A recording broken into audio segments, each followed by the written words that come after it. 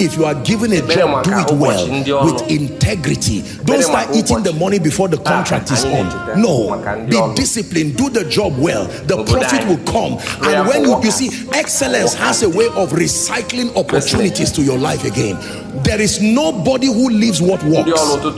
When you are excellent and you deliver, as a man of God, God grants you grace. People invite you for a conference. Do your homework. Don't stand there and just go and make noise and then pray that you are invited again. No, you pray but you study. Do your homework. Speak to the people with excellence. You will go back there again. As a banker, do your work well.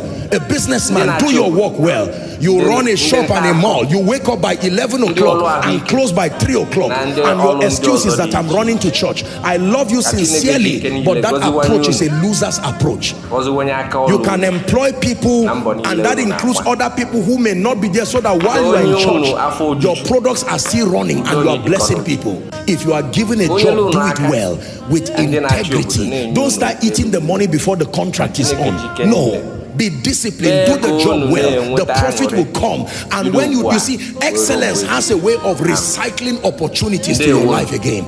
There is nobody who